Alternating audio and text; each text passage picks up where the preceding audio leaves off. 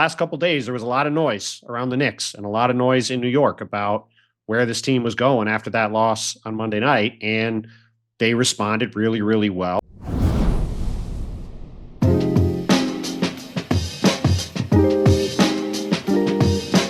Hello and welcome to the Hoop Collective podcast. We talk about the NBA, which we're doing in the middle of freaking night. Joining us from New York City, where they're still celebrating, except they're all actually asleep because they're saying their victory in Detroit on Thursday night. It's Tim Bontemps. So I got a couple great updates for the pod listeners. First update is our guy Tim MacMahon, the slowest rider on the planet, certainly in the West, is busy working. So we'll see when he shows up. The second update. He's in Memphis. The second update is our boy Window is in a real sour mood for a whole bunch of reasons. One of them is that there's going to be a lot of sleep updates, and we'll get to the others, but we're going to have a real spicy pot. I'm excited. We're in trouble. We're in trouble that this is the first week of the playoffs, and I am already in this place. I wish I had a violin. I wish I could get it out. MacMahon will join us as soon as he's done writing about the greatest collapse/comeback in the modern era of the playoffs. We'll probably be around 4 a.m. Eastern time, but by the time he's done crafting. MacMahon does a lot of things. I wouldn't say craft is one of them. All right, so we're going to start with what happened in Detroit tonight. Big game for the Pistons, years coming for Detroit. The crowd was very into it, but the Knicks knew that it was a pivotal moment for their season. Really, they had to put their foot in the ground, especially after the way Game 2 went down, where it was sort of Jalen Brunson or nothing else. And it was a very interesting finish to the game, which we'll get to in a moment. But the grander tale, this was the Knicks kind of at their best, I thought, Bontemps, because their stars in the starting lineup, all the money and draft pick capital that they have invested to put those five together that we've been talking about since October, they all played well. Karl Towns was aggressive, considering he had, what did he take? One shot in the second half, or did he have one basket? Yeah, a couple shots in the second half, none in the fourth quarter the other night.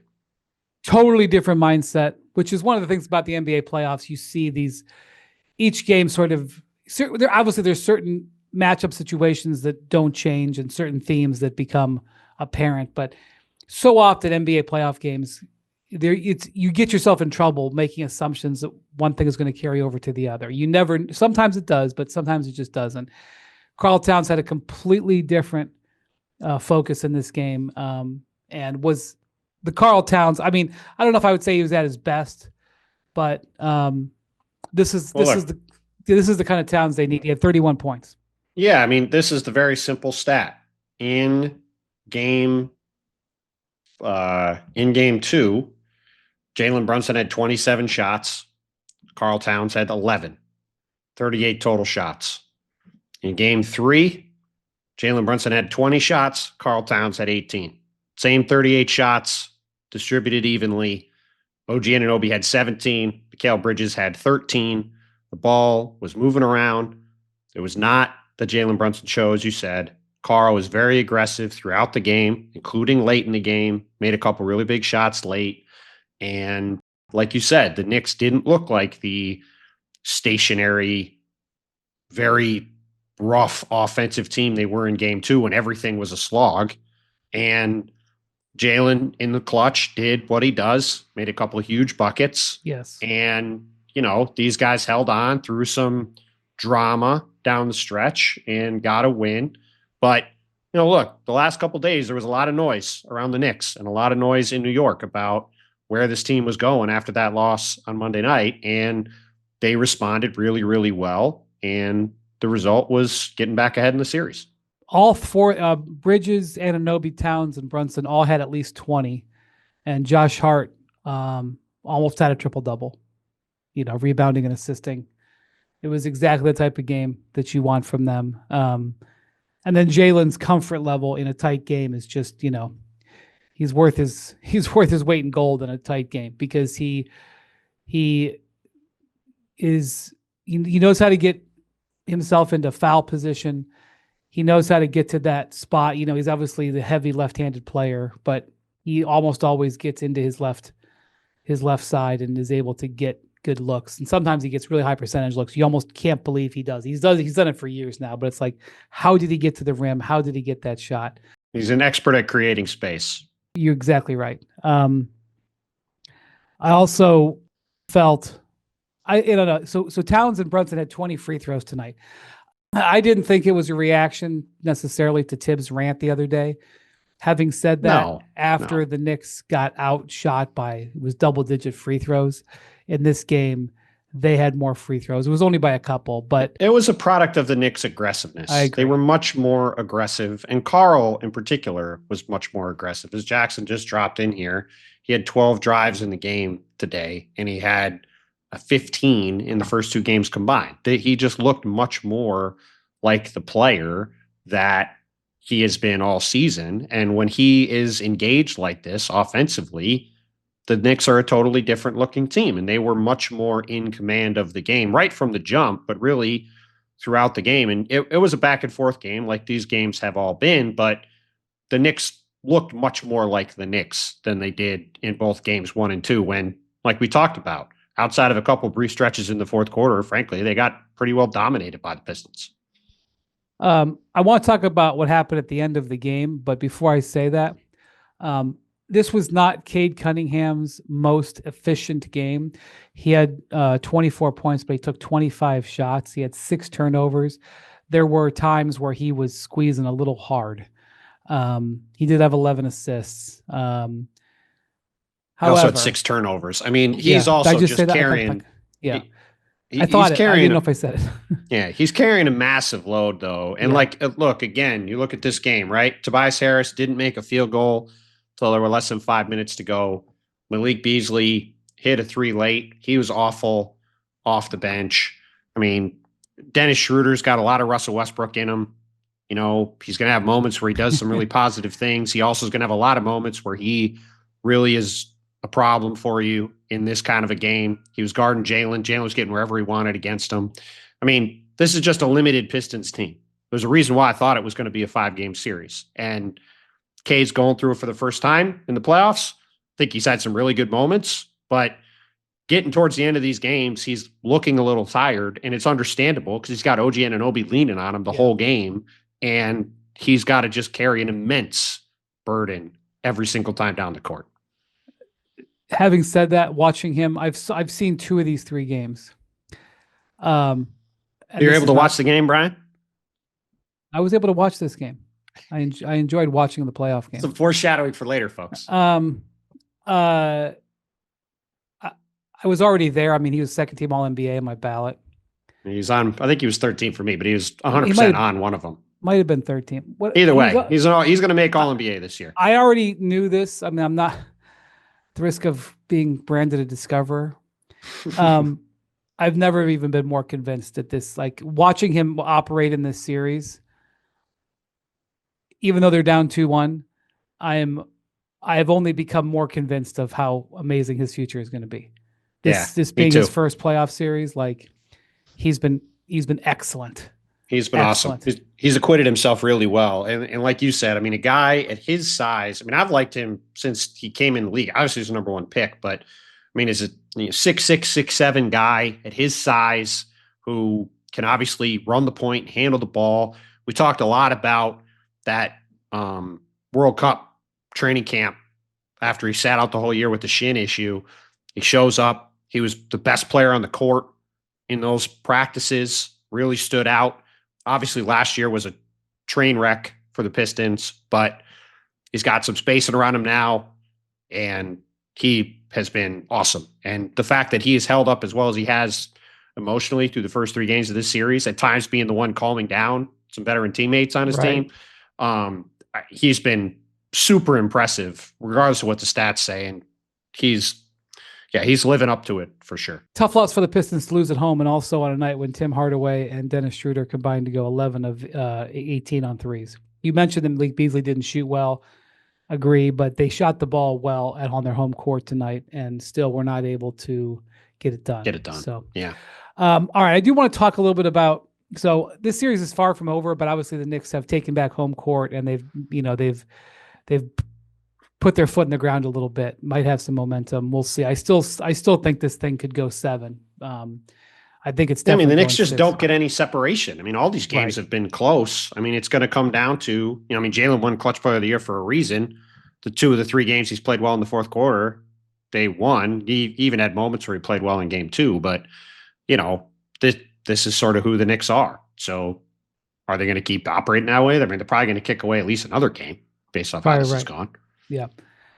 Okay. Two interesting moments in the last minute, maybe the last 30 seconds. No, last 20 seconds, maybe.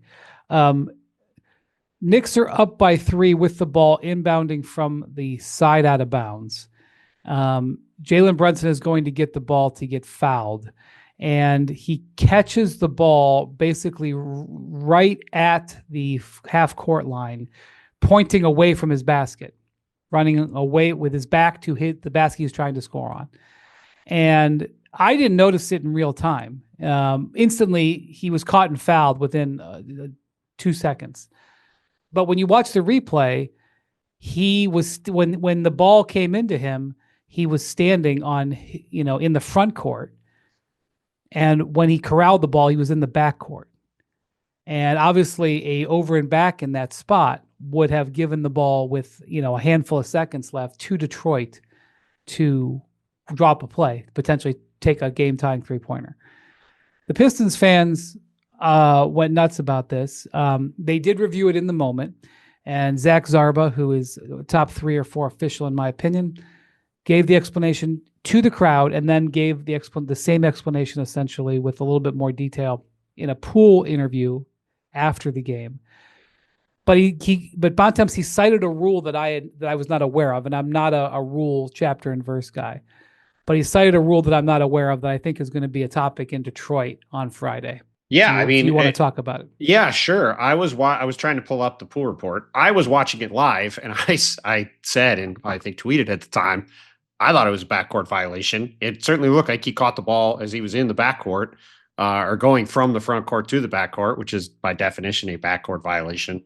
And this is finally you can loaded. Inbound the ball into the backcourt, but you can't touch it in the front court. You can't catch it in the front court and then go into the back court, which is certainly what it looked like Jalen Brunson did. And rather than reading this, and I guess I can read this entire thing. The poor report question was, they're looking for clarification on this rule you cited, which he said is Rule 4, Section G, which is front court, backcourt status is not obtained until a player with the ball has established a positive position in either half. Okay, that's the key. You can stop right there. Correct. So essentially what they said was, because Jalen Brunson didn't catch the ball and stop in the front court, and he was running over the midcourt line as he caught it, it was not a backcourt violation. By common sense rules, to me, it was a backcourt violation. It looked like a backcourt violation. Momentum carrying him that way, I guess, means it isn't. I feel like this has been cited in the past. I don't think it's the first time. I think there was only a handful of seconds left at the time. I'm sure that they didn't make it up. I'm sure it's a very common rule. No, for sure. I have never heard the positive momentum verbiage before. And if I have, I forgot. But if I was a Pistons fan, I would not take that.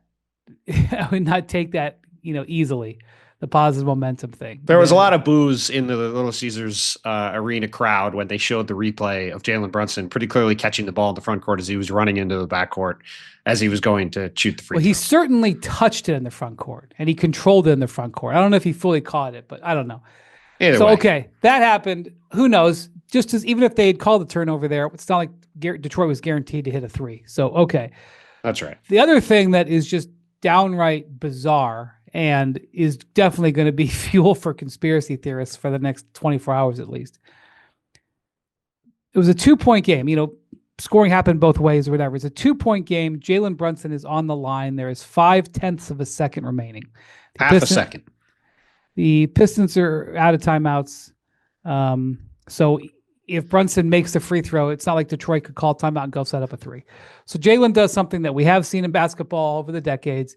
He purposely misses the free throw. Well, and the funny thing is, it looked like there was confusion about what he should do because he kept looking over to the bench. At one point, it looked like the bench told him to miss it. Then they cut over to his father, Rick Brunson, who was sitting there pretty clearly. It looked like saying, make it, make it. And then he didn't make it. And you can lay out what happened after that. Okay. So he didn't make it. He hit the rim and it popped up in the air. Okay. But no one touched it. No one touched it. The clock starts and game buzzer happens, obviously, split second later. But nobody touched it. Which for people who, I'm sure everyone listening knows this, but the rule on that is it's not, the clock doesn't start when it hits the rim. The clock starts when someone touches the ball off a free throw in that situation. Right. So, okay. Why did they award Detroit the ball, though? So I checked on this with the league just to make sure that we would have the right answer for the podcast. Thank you.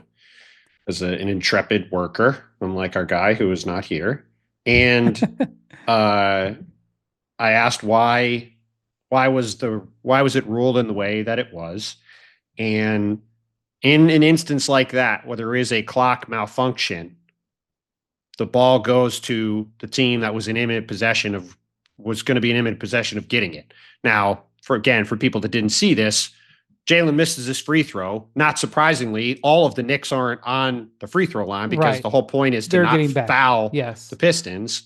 And you missed in that spot in theory because you have to catch it and then shoot it in a half a second with no timeouts. That rule makes perfect sense because you don't want the guy to miss a free throw and you have a jump ball and then all of a sudden you can get a free possession.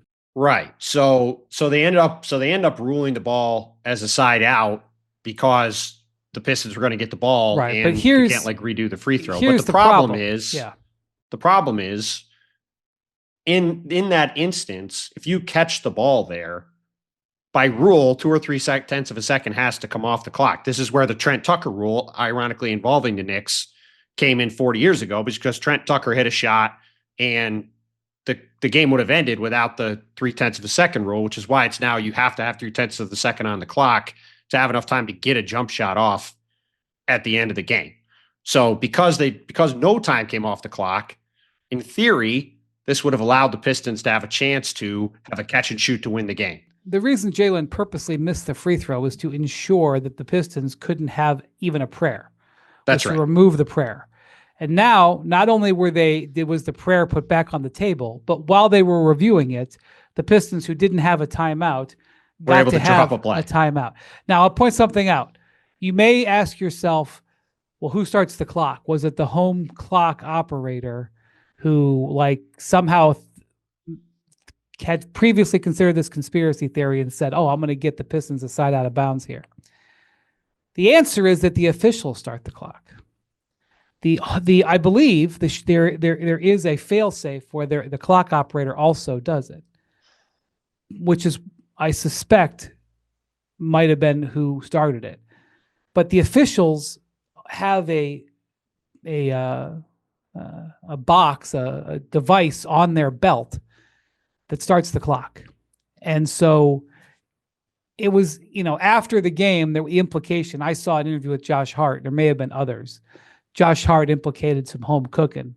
I mean, sure. The crew at midcourt is technically neutral, hired by the NBA. However, it's in the arenas, the same people run it every day. I mean, they're local people. So, all right.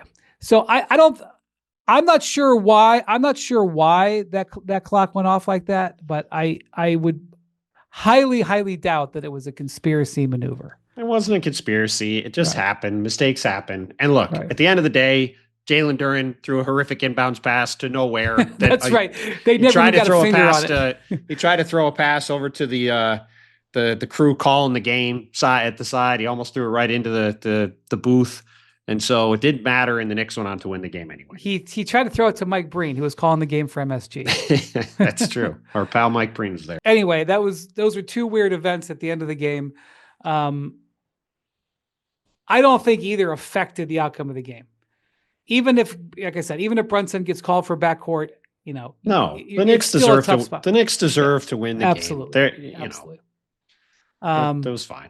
Okay, so That game goes to game 4. Pistons in a must win. If they go down 3-1, I don't think they're winning 3 straight with 2 of them being at the Garden. So, obviously a close series could still, I still suspect it could go 7. Okay. So that's that. Let's turn the page. Bontemps, I would like to talk about the Nuggets Clippers game. Me too. Which I got to watch that game. It was great. Super fun watch. Dominant Clipper which, performance. as you know, this is the series I've been most keyed into. Yeah, been really excited about it. And I've been like, just in general, this is a Clipper friendly pod. Sure. Been pumping up the Clippers the award candidacies all season. James Harden, Norm Powell, Ivica Zubac, we were trying to get Norm Powell onto the All-Star team. Didn't happen, but all right. We love the Clippers.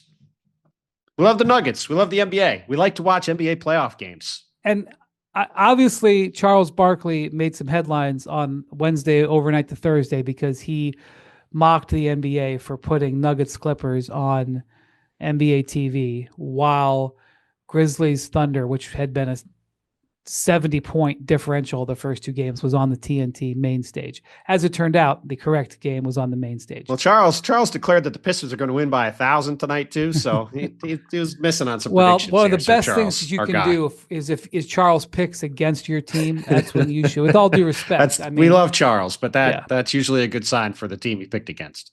If you've listened to this pod at all, you know that I routinely complain about not being able to watch 3 teams that I live hundreds and hundreds and hundreds of miles from when I'm here at home. The Thunder, Nuggets, and Wolves, for those people. That's right. It is over 500 miles from my house to Ball Arena.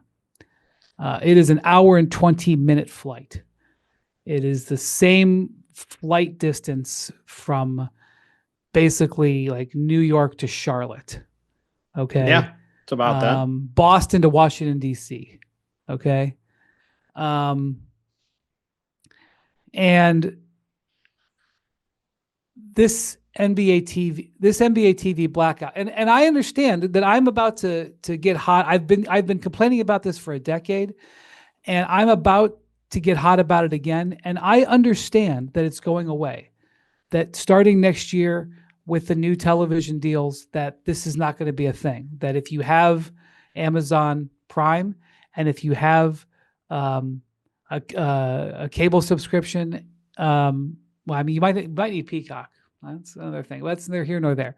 The point is, you will be able, if you want, to be able to get all the games in the playoffs and the regular season.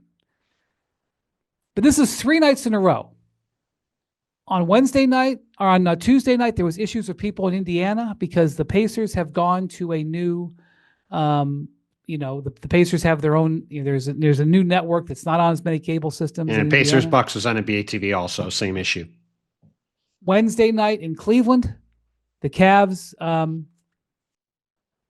their network has been caught in the stuff and has been dropped from a lot of cable systems.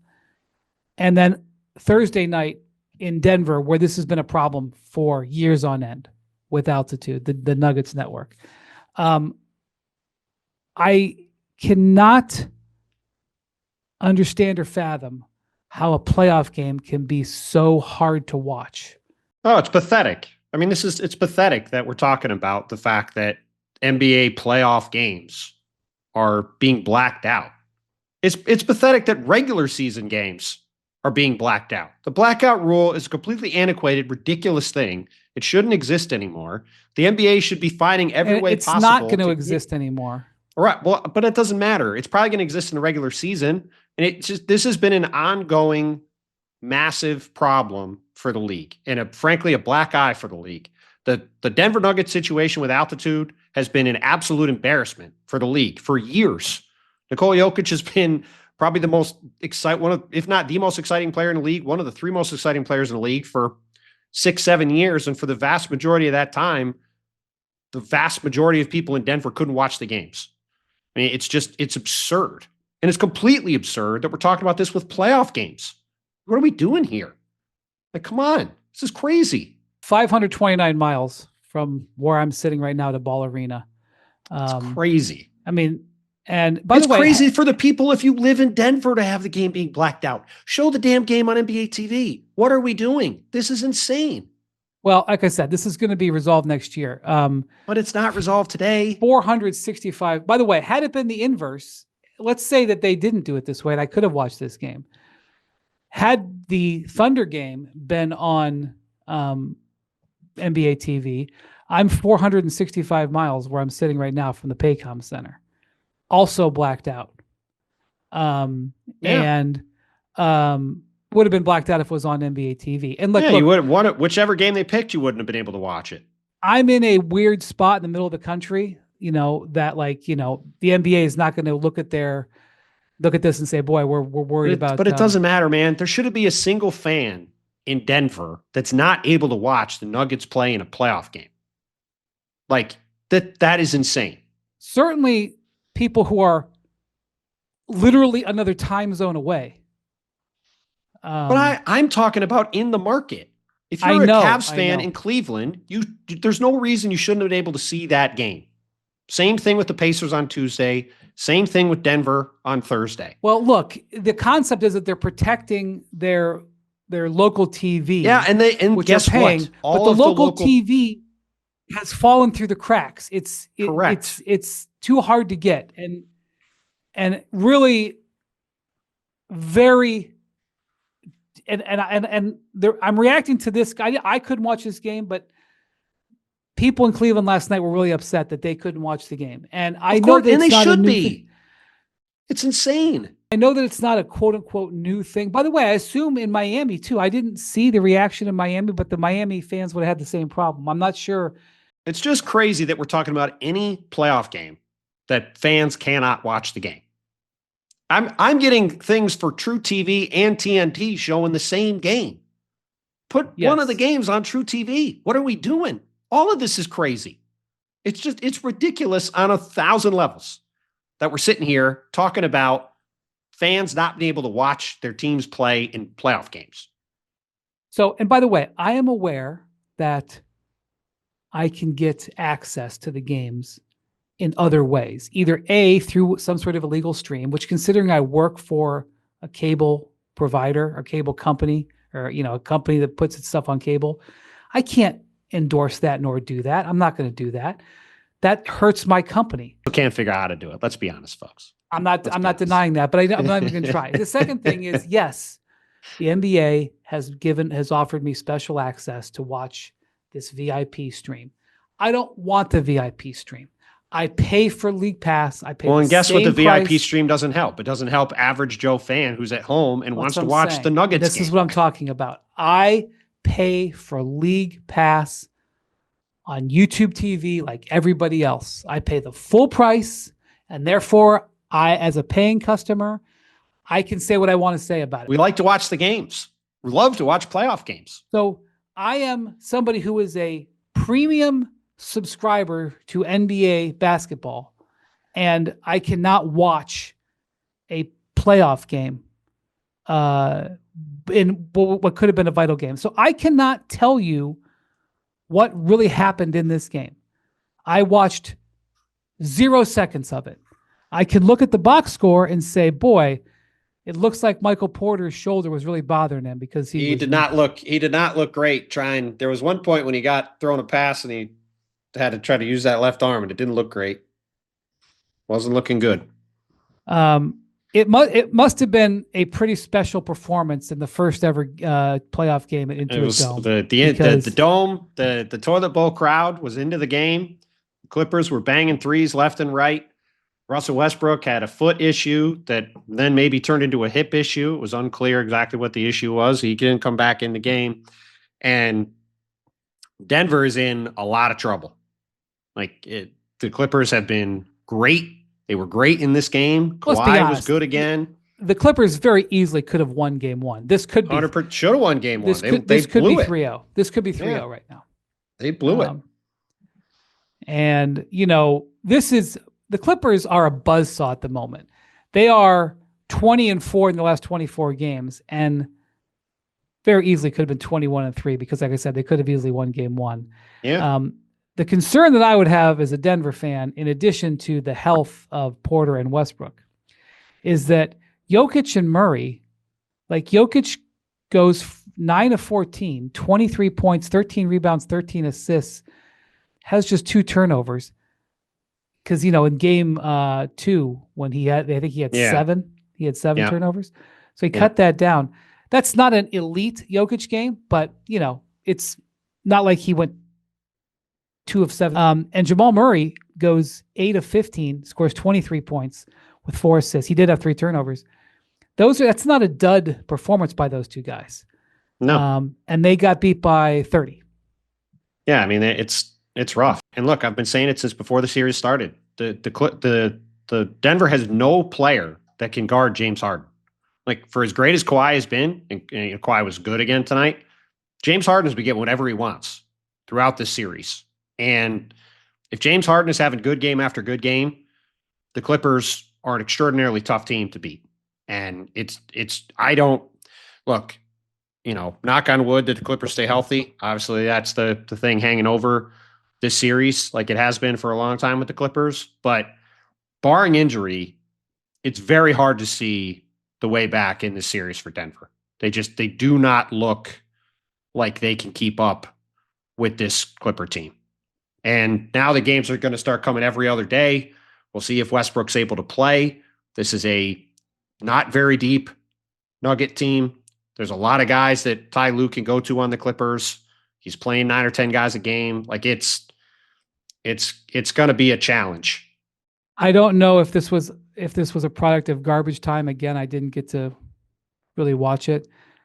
Peyton Watson, who is, especially with Michael Porter ailing, a key player and a guy that they really lean on. I mean, this is a guy there were multiple reasons why they haven't signed some of their veterans. But one of them was that they believed that, their young guys, Christian Brown, Peyton Watson, their young wings could step up. Mm-hmm. Peyton Watson played 18 minutes in this game and was minus 29. I didn't see him play. Maybe that's a product of circumstance. That's not what you need. You needed Peyton Watson to have a big game, and I'm not saying you need to score 30. I'm saying they needed production from Peyton Watson. And minus 29, not what you need. Yeah, they got a lot of problems. I mean, he was minus 17 in the first half in 6 minutes. Boy. So, boy, that's just not good. The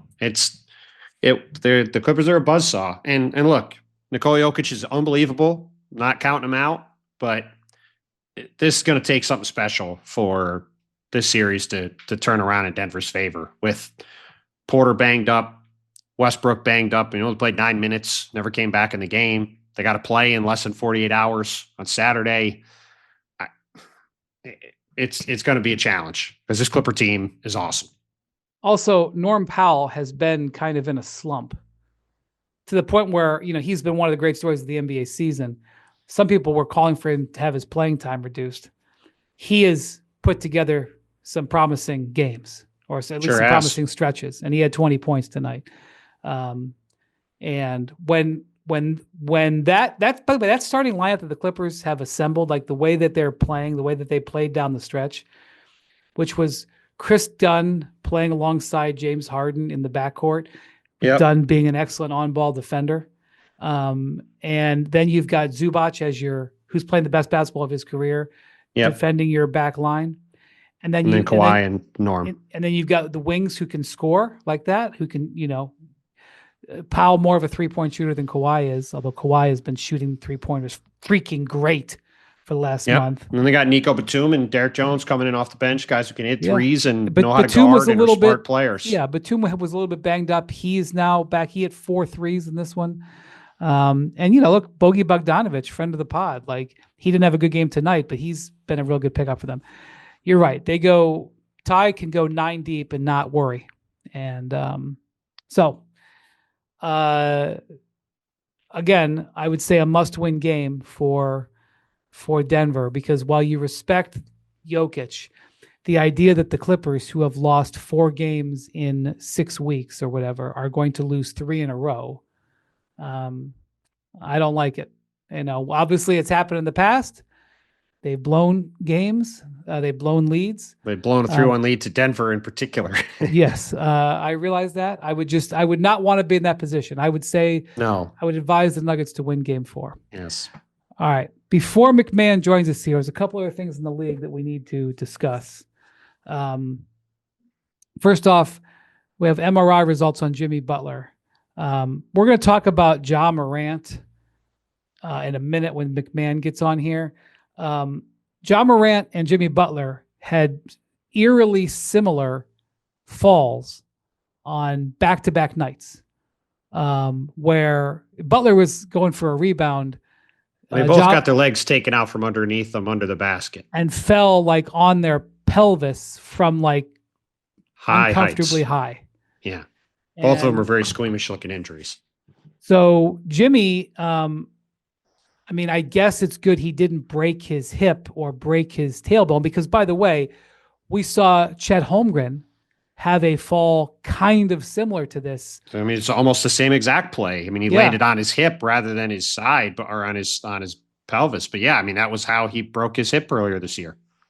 So, so I guess it's good news Jimmy Butler did not come out of this MRI with them saying there was a hairline fracture of his pelvis or something. For sure. But Shams reported like it's a significant contusion. He's got a deep bruise, and his status is up in the air for Saturday's Game 3. Right. So I believe just Jeff Stotts at In Street Clothes on X, he's got this amazing injury database, and obviously, hip contusions, or in this case, it's a glute contusion.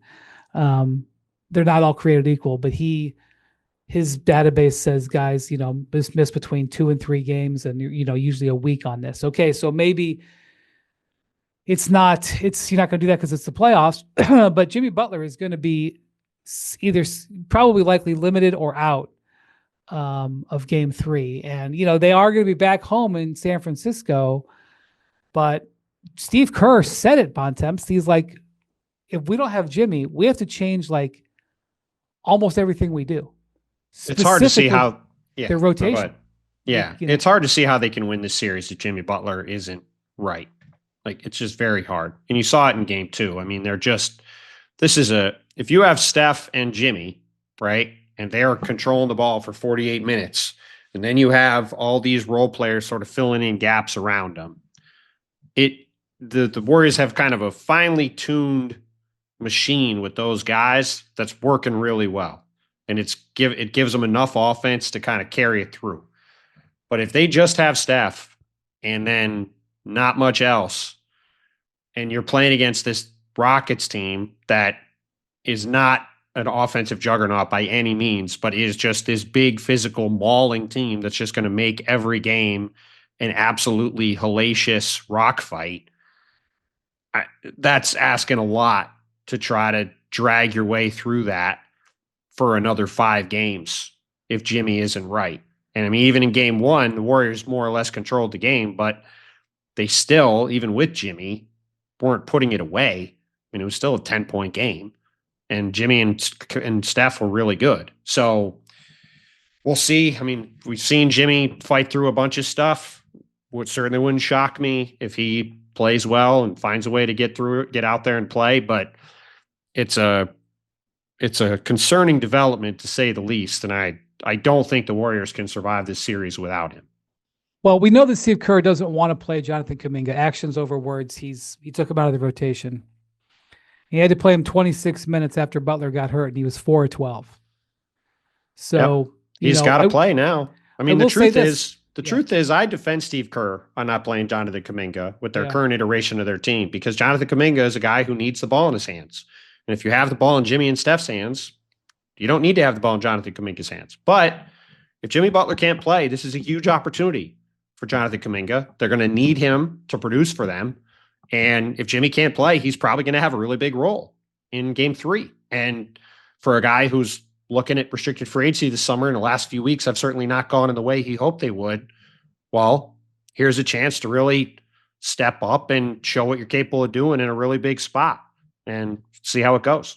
Yeah, you are at least going to a guy who's got a lot of talent and has had big moments in the NBA. So if indeed they have to go to him without Jimmy. But the Jimmy Butler injury now is one of the biggest things going in the Western Conference.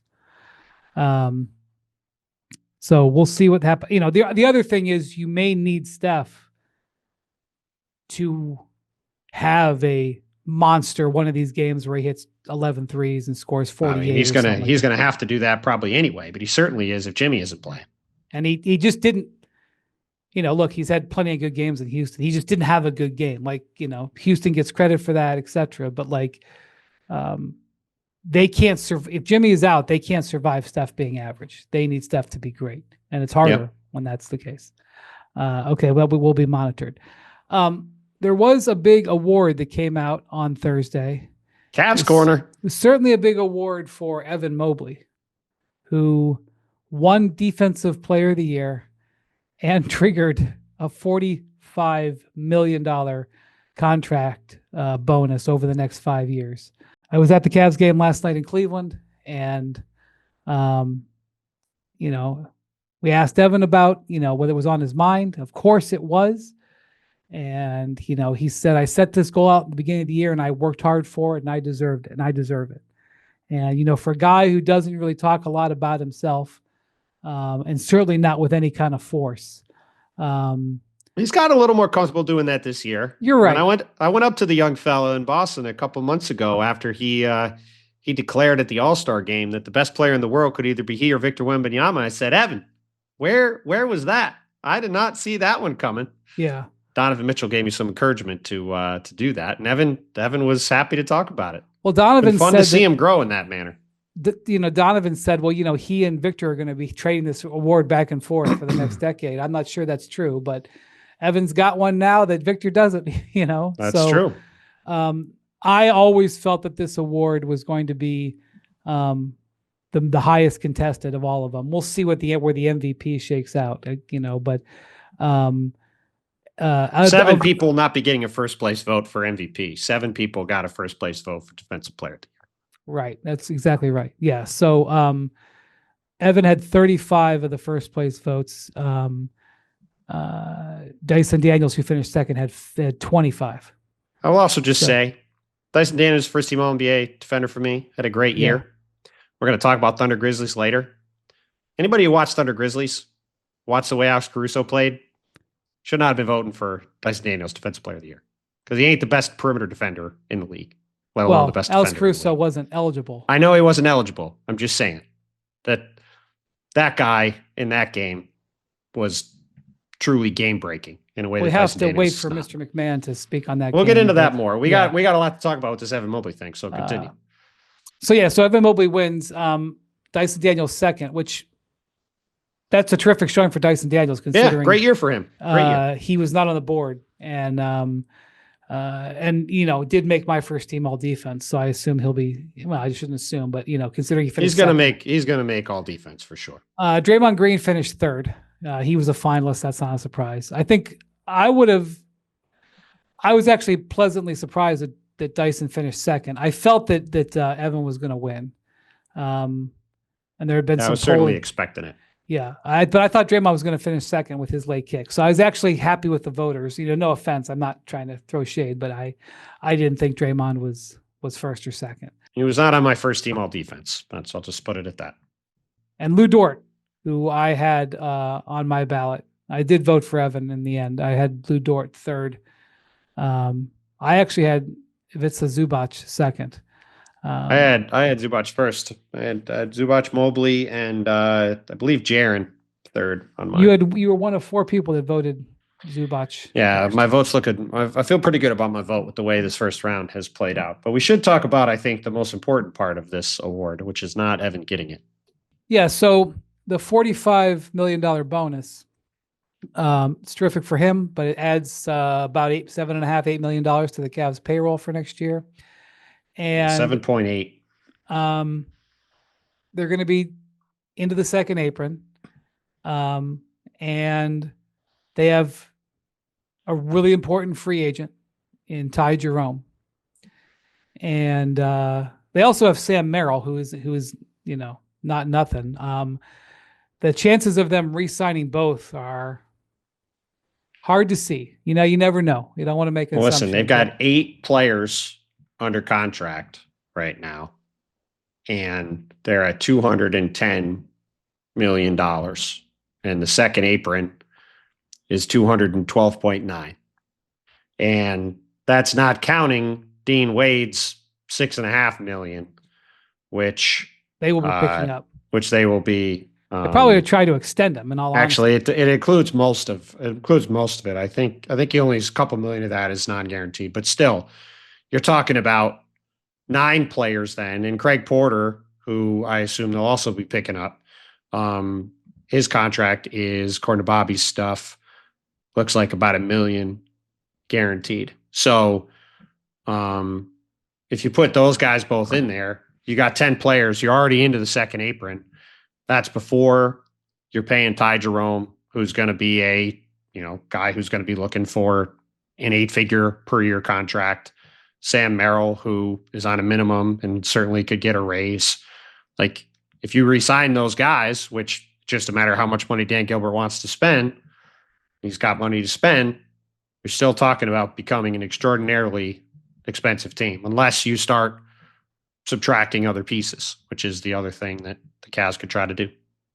Yeah. So, look, there's people in their organization who've said to me, we're so excited that we gave Evan this contract that he's going to be an all-NBA player and a defensive player of the year, maybe, but this bonus could cost us a player. That's just, I'm not sure what the Ty Jerome market's going to be.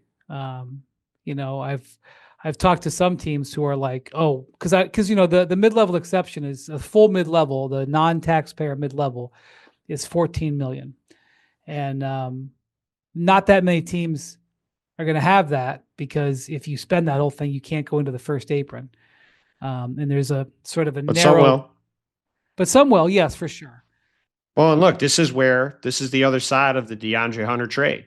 The DeAndre Hunter trade added a lot of money to the books for the Cavs, and DeAndre Hunter's a good player, but it made them a lot more expensive in these out years. And look, the other thing is too, like, the Isaac Okoro contract is also a pretty hefty contract for a guy that's their 8th or 9th best player. So one way or the other, there's going to be some decisions that the Cavs have to make this summer. And again, Evans earned it. He's probably going to be a second-team All-NBA player too, so he's going to get this money one way or the other. But I mean, it's going to cost the Cavs a lot of Dan Gilbert dollars, and it's going to cause some real decision-making about what they're trying to do. And look, we might see how the things go over the next month and a half for this team too, and that could help dictate how some of this goes, depending on how guys play and how this looks and what it is the Cavs decide they need to prioritize. So Mobley had a good game in game 2 against the Heat on Wednesday. He had 20 points, had a couple of coast-to-coast plays where he was, either got a rebound or picked up a loose ball or whatever, and really showed off an aggression that he hadn't had. Also hit 3 threes in that game. His outside shots better. Something we haven't talked about the Cavs series much, but just since I've been on it and since we're waiting for MacMahon, I'll just say this. Donovan Mitchell we talked a lot about him. He got a lot of credit this year for taking a step back, fewer minutes, fewer shots, opening up space for Darius Garland, who had an all-star season, opening up space for Evan Mobley. But when the chips are down, he's still a superstar. And he had 30 points in both the first game 1 and game 2. And in game 2, he had 17 in the fourth quarter when the Heat were making a big comeback. It cut the lead from 19 down to 2. So lest you think that Donovan Mitchell is not got it's still in the tank. The issue with Donovan has always been the consistency. He was consistently taking apart the Miami Heat in the fourth quarter of that game too, when it certainly looked like the Heat were going to have a chance to do what the Thunder did to the Grizzlies tonight. And obviously, if the Cavs had lost that game, obviously they were still going to be heavy favorites to win the series, but it wouldn't have exactly looked great for the Cavs after they had kind of a middling performance in game 1. And then they had this incredible first half of game 2. Looked like they were going to blow the Heat out of the water. But then Donovan Mitchell just took over and made shot after shot after shot in the fourth quarter and just iced the game away. And that's why, for as great a year as Darius Garland had, as great a year as Evan Mobley had, there's a reason why Donovan Mitchell was the one getting MVP votes, and the reason why he was the one who was in contention for a first-team All-NBA spot. It's because if you're around the Cavs at all, which I have been and you have been, Donovan Mitchell is the straw that stirs the drink for that team on every level. And you saw it in every way in the fourth quarter of that game. And this team is going to go. Obviously, Evan Mobley's great. Garland's great. Kenny Atkinson's done a great job. By the way, the Kenny Atkinson face at Pat Frayer on the challenge on the Tyler Hero foul. Yeah, if you saw that on social media, it was one of the moments of the season. It was unbelievable. It was a call in the last minute of the game, and was over possession, and Kenny was incredulous that that they had missed the call, and he I don't know if he saw the replay and knew what he was going to do, or his bench yelled to him. It looked like he was incredulous at the call, and it sounded like his bench informed him that he was going to win the challenge. Yeah. And he gave a face like I don't even know what, but it was perfect. And then naturally he won the challenge, which made it the perfect. He's a very nice guy, but at the end of the day, he is, from Long Island. So his New Yorker came out in that. He's got a lot of New York in him, and there was a lot of New York in that face and that mannerism. And it was, as somebody who spent a lot of time in New York, it was great. Well, he's not always there when you call, but he's always on time. Here's our man, Van MacMahon, beaming in from Memphis. Exactly at the time of the podcast. Only took him 2 hours to get through his work post game. Dude, it's a record time. Howdy, time for partners. Howdy, partners. Screw you, Bontemps. So here we go. It's been 30 minutes. It's been 30 minutes since the post-game availability's wrapped up. I'm just saying. I was hustling and bustling, baby. The game ended, and I said, we're going to start the pod around 2:30, and here it is, coming up on 2:30, and I've been sitting here listening to you yap like a buffoon for about 5 minutes here. You just also got don't blame on. me. Blame Tumbleson. By the way, here's something from the shout out to Teddy Tumbleson, big fan of the pod. Well, and listen, Teddy, it's because this is where I have to step in and say he's talking about Matt Tumbleson, the head of the PR guy for the Thunder. He's friend of the pod, good guy. Yeah, big fan of the pod. So while Royce Young is chief of propaganda, he is like senior vice president of propaganda. His son Teddy, big friend of the pod, was wearing his blue Isaiah Joe jersey during game 2 and tells me that they are undefeated when he wears that jersey. So, well, with all due respect, they've only lost about 6 games all year. So it's not, no offense. I would like to know how many jerseys Teddy has. That's when I probably talk to some Teddy other guys next, he's undefeated in. There's always some other jerseys he's worn they're undefeated in as well. Well, I'll tell you what, they're undefeated when they trail by 26 at halftime in playoff games this year.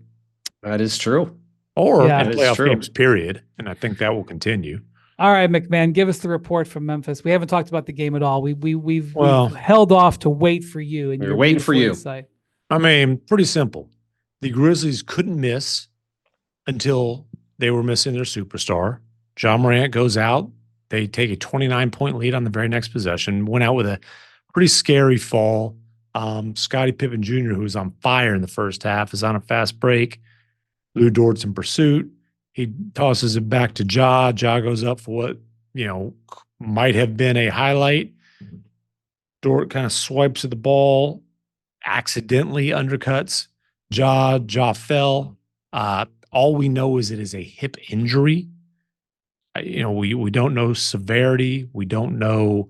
I mean, Tuomo Salo said he didn't even know which hip it was. But Ja was on crutches when he got back out there finally. Look, they're down 3-0. They're done. Quarter. Sorry. I hope Ja's okay. I hope Ja's okay. Hope so too. The odds of him playing Saturday in an afternoon game are awfully slim, I would think. Yeah.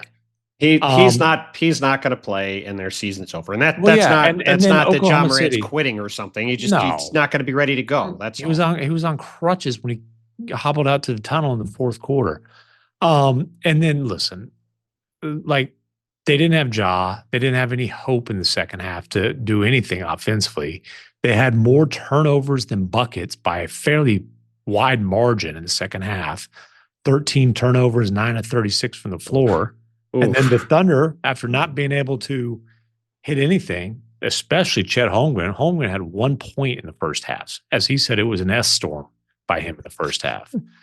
And then Dagenhart calls. Wait, hold on, timeout. Did he say that on the mic? Did he use the S word on the record? If you spell out the whole thing, then you can't you might as well cuss. Okay. I'm going somewhere with this. Did he say the word on the record? The reason that's funny, you didn't hear this, because in the post-game interview with TNT, he said damn and then apologized for his language. Well, he did not apologize. He apologized for the actual S storm of the first half in a way. Right. But then he made up it's for funny it. that, he says damn and then, I'm sorry.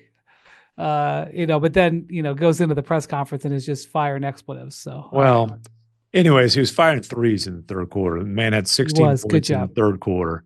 Dagenhart called a play for him coming right out of the half, knocked that down. Then he caught fire later in that quarter. And dude, Alex Caruso, oh my God. Well, yeah, you could talk about that. What a defensive, obviously the whole Thunder team, the second half was a defensive masterpiece, but Caruso was just wreaking havoc all over the place. All you need to know about the Thunder defense is that there's times when they take Shai Gilgeous-Alexander out of the game for defensive purposes, and he would be a top 2 defender on almost every team in the league.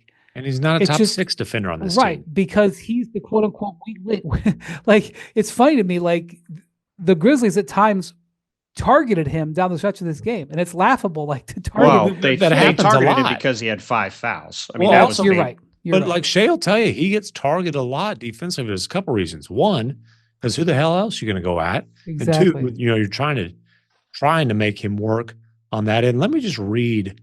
I'm still locked out of Slack despite my best efforts, but Me too, buddy. Old Stats Williams though fired me some emails, and man, is he good. Fourth quarter with Caruso, Dort, and Holmgren all on the floor, which was 7 minutes of the quarter. The Grizzlies were 1 of 12 from the floor, 0 of 7 on threes, and had 4 turnovers, no assists. Lou Dort, Dort in this game, according to Genius IQ, which apparently is what we're calling second spectrum these days. I guess they got their master's degree or some crap. But according to Genius IQ, the Grizzlies were 0 of 13 when Dort was the closest defender in Game 3. It's the most field goal attempts defended without a single bucket by a defender in a playoff game since player tracking began in 2013-14. And Dort wasn't their best defender in this game. Caruso, Caruso was all over the place. And poor, Scottie Pippen Jr. had 23 points in the first half, was hitting everything, 5 of 6 from 3. He couldn't do anything in the second half. Kaysen Wallace was all over him, and then he's trying to guard Shai on the other. By the way, Shai has not had a good shooting game in this series, and they're about to close this thing I would out. say he's been below. Now, keep in mind, his standard is very high. Yeah, he's been below average. He's been below average. So he was 10 of 26 in this game. He came into the first 2 games, he shot 33% combined. So I don't think that improved that much. He's definitely under 40%. And he's averaging 24 points. Well, again, he had 31 tonight, which seems good, but that's below his average. So they're up 3-0 when Shai hasn't even been average yet, much less good. Jalen Williams has been good. Chet Holmgren in the second half was unbelievable. But again, Caruso, the way he put it was defense is our superpower. And that superpower was on full blast in the second half. And look, man, I'll give the Grizzlies credit. They easily could have come out. And by the way, there's a bunch of empty seats. It was nowhere close to a sellout. The odds of them making a series out of this were awfully slim coming into tonight. But they came out and had energy. They were hooping. Showed a lot of pride. Shooting the hell out of the ball in the first half. Ja went out, and that just popped the balloon. But then, the Grizzlies still had to play damn. Like, they came back from 29 points down, 26 in the second half. Yeah, you may say to yourself, how does a team blow a 30-point lead? And it's pretty simple. They literally couldn't make a shot, and the Grizzlies and the Thunder were making every shot. Well, it was they couldn't make a shot, and on way too many possessions, they couldn't get a shot because it's turnover after turnover after turnover, which the Thunder force more turnovers than anybody in the league.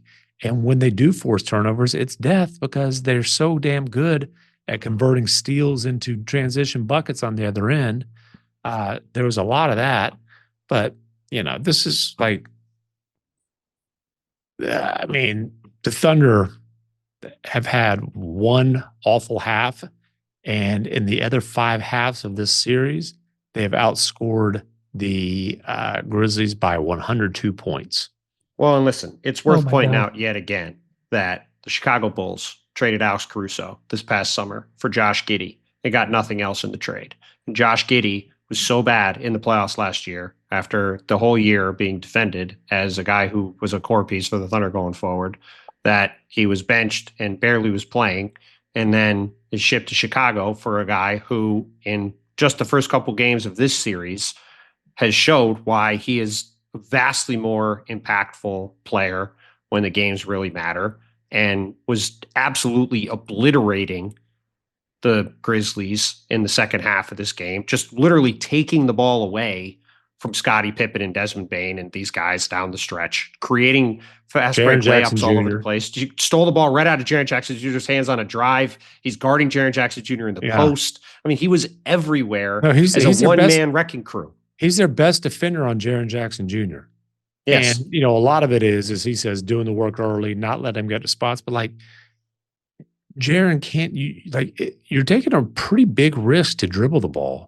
It's unbelievable. By the way, his hands are so strong. His hands are so strong and so fast. And I'm telling you though, he might not have the best hands defensively on the team.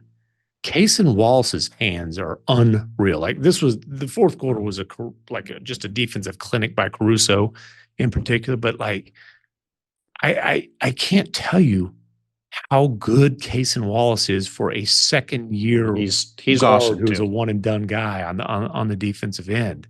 He's awesome too. But it was just the starkest reminder sitting here watching this game of just the malpractice for the Bulls that trade was, and the fact that there's a guy in this contract that should have had immense value and they did not capitalize on it. And we said it the moment the trade was made, it was a coup for the Thunder.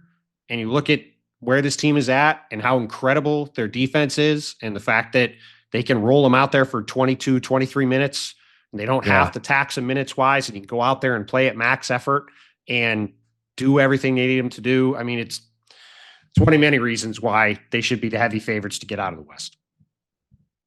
They are. Second half, Memphis 9 of 36 shooting, 3 of 20 on threes, 13 turnovers. Yeah, after going 11 of 22 on threes in the first half. And by the way, Jalen Williams got, I don't know if he got a lot of heat, but like he did not have a good playoffs last year, especially in the second round. He's having a hell of a playoffs this year.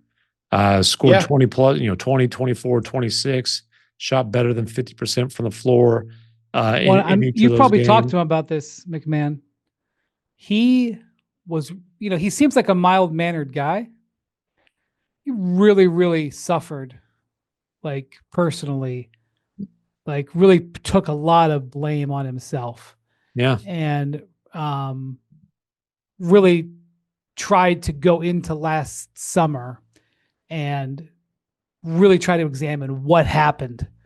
And, like, I remember him talking about this at Media Day. I mean, obviously that's a long time ago, but he told his coaches, like, give me the bad film. Show me the bad play. Show me the worst of the worst. Do not hide it from me. Show me where I messed up.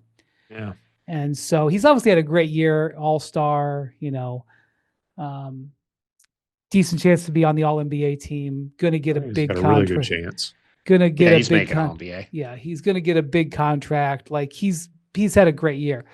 but there's no doubt the mindset he's had already in the playoffs. He's like, this is not, who knows what'll happen, but he's doing everything he can to make sure that doesn't repeat what happened last year. And the whole season was for him about building up to put himself in a position where he could get it done in the playoffs this year. And, Dagnall's talked a lot about kind of appreciating the way that J-Dub pours himself into the developmental process, even though he's like, this is the year that he became an all-star. But like things like his efficiency dipped a little bit, but just like he was really kind of putting it on himself. Hey, it's not about efficiency. It's about being able to, attack gaps that he might have avoided or, put himself in a position where like, hey, against playoff defenses, you're going to have to make plays in smaller spaces sometimes. And so, you're going to have to be able to finish through contact, all that kind of stuff. And so that's something that was really a point of emphasis for him throughout this year. And again, it's not just the scoring efficiency. He's doing everything right now. I mean, he's rebounding. He's had, 5+ assists in all these games. He won't be all defense because he's like their 4th or 5th best defender, but he's a damn good defensive player. I do also think getting Caruso, Wallace continuing to get better and better where they can, they can rely on him more. Dort finished 4th in defense player of the year voting. He'll be first team all defense as he should have been before. J-Dub doesn't have to, like last year, he had to guard Kyrie for the entire series. He's going to take the best, the second best player on the other team sometimes, but didn't have to do it for 40 minutes a night anymore. And I think that really is going to help him throughout these playoffs on the other end of the floor. No question. And it has to, because like there's a reason we've talked about him all season. Like he's got to be really good on offense for them to win the title. You need to have a second perimeter guy that you can really count on, like Luka and Kyrie last year for Dallas, Tatum and Jaylen Brown for Boston. Like you go down the line, Chet Holmgren's really good, but like you need to have that second perimeter guy that you can count on to create shots and to score and to be a guy that takes some of the burden off of Shea. And if Jaylen plays like he has the first 3 games for the next 2 months, the Thunder are going to be feeling pretty good about their chances. Yeah. Now, Chet will tell you, though, that when he's playing with Hartenstein, he's a wing offensively. That is true. And I'm a huge Chet fan, but he's not running the point. And you're right. In terms of dribble creators, that's what I'm talking about. They've got one of probably the best in the league right now. Right? I'm going to say one of the 2 best. I'm not gonna. The guy who had the best season as a dribble creator this year, him and Luka are the 2 best in the league. Shea, obviously, I'm talking about, and then Jalen Williams, man, he's a very, very, he's an all-star caliber dribble creator, I would say. I mean, look, he's an easy pick for All NBA for me this year, and that's because he's a tremendous 2-way player. And look, this team is a super young team, right? So like they're doing all this stuff ahead of schedule, and it's a huge opportunity for them. And all you can do is keep doing what they've been doing since October, which is just step up and keep performing night after night. It's why they went 68-14. It's why they're up 3-0 in the series. It's why they're the heavy favorites to win the West. And he's delivering on every bit of it. Their demeanor really never changed. It wasn't like they poured all their energy into trying to make this comeback. They just were methodical about it. Yeah, they just it's one way to put yourself in position to make this kind of comeback is if the other team just can't score.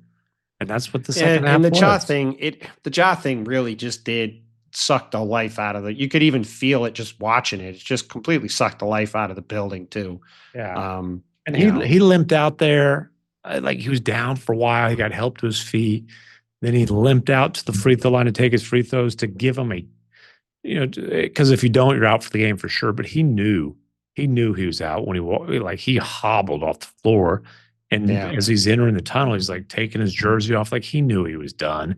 And when, his teammates obviously knew he was done then. And Ja, he was playing well. He had 15 points and 5 assists in 16 minutes. And it was just talk about a deflating situation. And they struggled to get the ball up the floor without him, which is a lot of not having Ja and also a lot of dealing with the best defense by a wide margin in the NBA. Man, those guys for the Thunder are just menaces. It's like Kenny Atkinson said, playing against him is like playing against 7 pit bulls. He said 7, not 5, 7. All right. Well, it's gone late enough. Jackson's got to. I'm just getting warmed up, fellas. I know. Sorry, you were part-time on this one. Yeah, those typing fingers, they seem to be a little bit quicker. I still get full-time pay, right? You got it. Your pay will remain unchanged. All right. Thank you to Jackson for staying up so late. We're setting an impossible standard here. Thank you to MacMahon for working overtime. Thank you to Bontemps. Thank you for watching and listening to the Hoop Collective. We will talk to you next week. Adios, amigos.